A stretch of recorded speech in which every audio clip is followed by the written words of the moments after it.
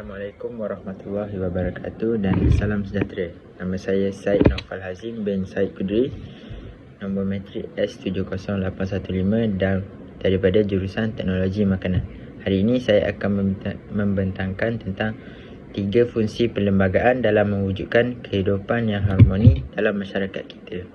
Kita sedia maklum, Perlembagaan Malaysia juga dikenali sebagai Perlembagaan Persekutuan Malaysia, merupakan satu dokumen undang-undang bertulis yang dibentuk berasaskan kepada 2 dokumen sebelumnya, iaitu Perjanjian Persekutuan Tanah Melayu 1948 dan Perlembagaan Kemerdekaan 1957.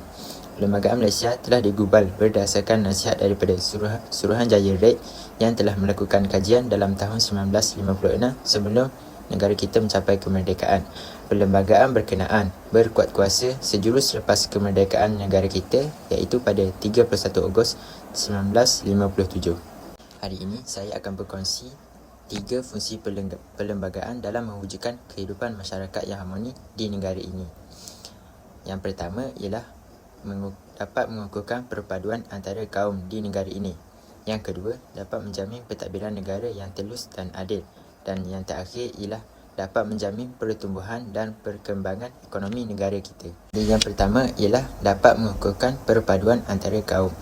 Seperti yang kita ketahui, rakyat Malaysia terdiri daripada pelbagai kaum yang berbeza bangsa dan agama. Contohnya seperti Melayu, India, Cina, Iban, Kadazan Dusun dan lain-lain lagi. Walaupun terdapatnya perbezaan dalam pelbagai aspek, rakyat Malaysia telah berjaya menunjukkan sifat toleransi antara satu sama lain dan mewujudkan kehidupan masyarakat yang majmuk dan harmoni. Kejayaan ini adalah hasil sumbangan Perlembagaan Malaysia yang menjamin hak dan kebebasan warga negara.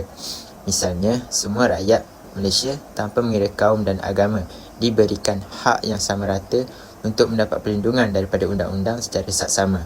Walaupun agama Islam merupakan agama rasmi negara persekutuan, namun setiap warga negara diberikan kebebasan untuk menganut dan mengamalkan agama masing-masing secara aman dan harmoni.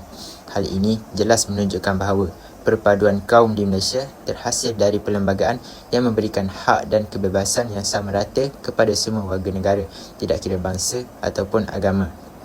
Hal ini telah menyebabkan masyarakat di Malaysia berjaya hidup dengan majmuk dan harmoni tanpa berlaku sebarang perbalahan, walaupun mereka terdiri daripada pelbagai kaum yang berbeza dan agama yang berbeza. Yang kedua pula ialah dapat menjamin pentadbiran negara yang telus dan adil. Seperti yang kita tahu, di Malaysia, Kerajaan Persekutuan dibentuk di bawah Perlembagaan Malaysia berlandaskan sistem demokrasi berparlimen melalui proses pilihan raya yang setiap rakyat Malaysia berumur 18 tahun dan ke atas layak untuk mengundi secara sah dalam pilihan raya umum yang dijalankan secara 5 tahun sekali, seperti yang kita baru sahaja lalui baru-baru ini. Selain itu, sistem pentadbiran Malaysia mengamalkan prinsip pengasingan kuasa di mana kerajaan persekutuan ini dibahagikan kepada 3 cabang, iaitu yang pertama eksekutif, yang kedua perundangan dan yang ketiga adalah kehakiman, untuk mengelakkan penyalahgunaan kuasa dalam pentadbiran negara kita. Di samping itu, Malaysia juga mengamalkan sistem raja berperlembagaan di mana Yang di-Pertuan Agong akan dipilih oleh Majlis Raja-Raja sebagai ketua utama negara bagi persekutuan untuk tempoh setiap 5 tahun bagi proses pentadbiran negara yang adil. Hal ini jelas menunjukkan bahawa perlembagaan berperanan penting dalam memantapkan bidang kuasa setiap institusi kerajaan dalam mewujudkan masyarakat yang harmoni di negara kita. Akhir sekali, fungsi perlembagaan dalam mewujudkan kehidupan masyarakat yang harmoni ialah dapat menjamin peningkatan ekonomi negara yang sekaligus dapat memberikan manfaat kepada rakyat Malaysia. Seperti yang termaktub dalam Perlembagaan Malaysia, rakyat Malaysia mempunyai hak tertentu dari segi peluang pendidikan dan pekerjaan tanpa mengira kaum dan agama. Hal ini jelas menunjukkan bahawa Perlembagaan Malaysia telah mengambil kira kebajikan warga negara yang berbilang kaum dan agama dari segi hak sosial mereka. Dengan itu, reputasi dan imej negara dapat ditingkatkan secara drastik dan keadaan ini secara tidak langsung akan menarik minat pelabur-pelabur asing daripada negara luar untuk melabur di negara Malaysia. Kesannya, lebih banyak peluang pekerjaan akan dibuka untuk masyarakat tempatan yang seterusnya dapat menggalakkan pertumbuhan ekonomi domestik di negara kita.